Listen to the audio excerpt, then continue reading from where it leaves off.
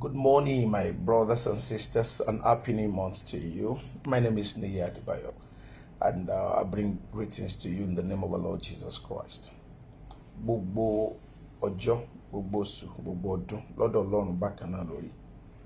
Ṣùgbọ́n àwọn ọjọ́ kan wà, àwọn ọ̀sẹ̀ kan wà, àwọn àkókò kan wà, àwọn oṣù kan wà, àwọn ọdún kan wà tí wọ́n jẹ́ mọ́ni gbàgbé nínú ayé yẹn.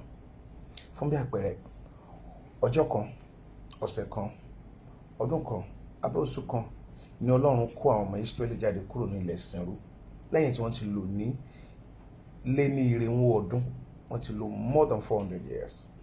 Èyàn wá wo ẹni tó jìyà fún 400 years tí Ọlọ́run wá rántí rẹ̀ lọ́jọ́ kan.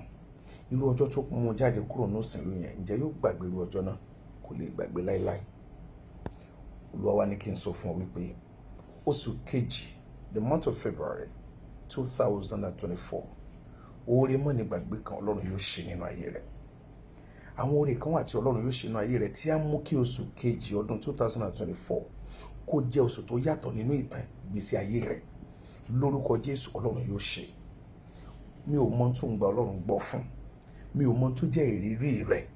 Bó ṣe ń gbọ́ mi, bó ṣe ń wò mí yìí, omijé tiẹ̀ ti kún ọkàn rẹ̀ lórí pé o ní ìdádúró, lórí wípé o ní ìdojúkọ, lórí pé o ń ja ogun ẹ̀mí, lórí pé àwọn ènìyàn gbé dìde ogun sí ọ, lórí wípé o tiẹ̀ ogun àlákàlà ni, bóyá òrórun sùn, àìsàn kan yọ ọ́ lẹ́nu, gbèsè ti fẹ́ gbẹ̀mí rẹ̀, àìní ti wá di ẹ̀gàn nínú ayé rẹ̀.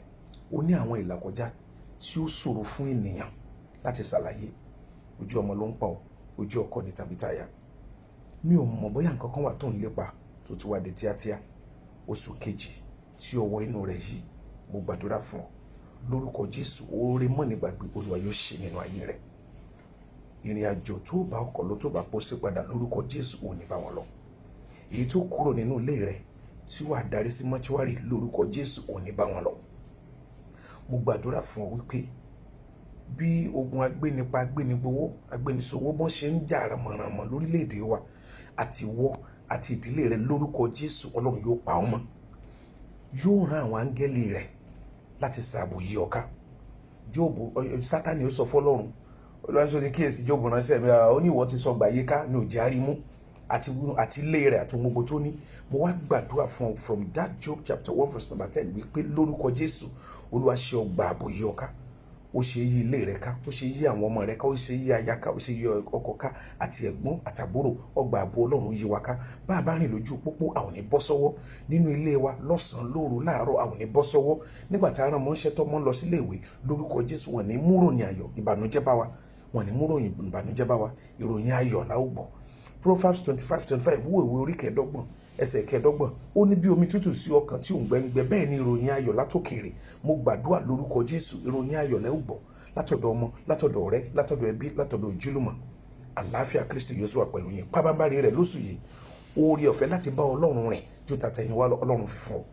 Titus chapter 2 verse 11, only the grace of God that bringeth salvation has appeared to all men, teaching us to say no to ungodliness, receive grace to say no to sin, and to walk with God in holiness and in the righteousness in the name of Jesus. The righteousness of Christ liveth in you, but grace for attitudinal righteousness, attitudinal holiness, receive it in the name of Jesus Christ. Thank you, Father. It is well with all of us. In Jesus' mighty name we pray. Ẹ jẹ́ kí n fa àkókò ìpè yín sí fàdúrà yẹn mi. Sátidé àkọ́kọ́ ní inú oṣù kejì, aago 6:30 sí aago 8 àárọ̀ ni. A ó ṣe ní True Worshipers Church, Amazing Grace Garden, Òkè Àánú Ogbomoso. Àkòrí tọdún ni èmi yóò dìde. Kò sẹ́ni tó dìde lónìí tó dá dìde. Báwo l'Olúwa ṣe máa ń gbé ẹ̀dá dìde? Ẹ jẹ́ a jọ pàdé níbẹ̀ ní Sátidé yìí náà ni, first Saturday in the month of February, 6:30 to 8 a.m. Ademagba. Àwa tá bá ní ìnáwó a máa gbàbẹ̀ lọ. Àwa tá bá fẹ́ ṣe nǹkan tàbí òmíràn á tètè máa lọ. Mo pè ọ́. Báyìí wọ́n náà bá mi pèèyàn 2 mẹ́ta ká pàdé. Èmi yóò dìde. Àwọn tó dìde nínú Bíbélì, àwọn tó dìde lákòókò tiwa, tí ò sì tọwọ́, tí ò bẹ́sù jẹun, tí ò gbà lọ́wọ́ Sátánì, báwo l'Olúwa ṣe ń gbé wọn dìde? Ó di ọjọ́ náà. One more time, my name is Niyi Adebayo, and I bring you love and greetings in Jesus' name. Amen.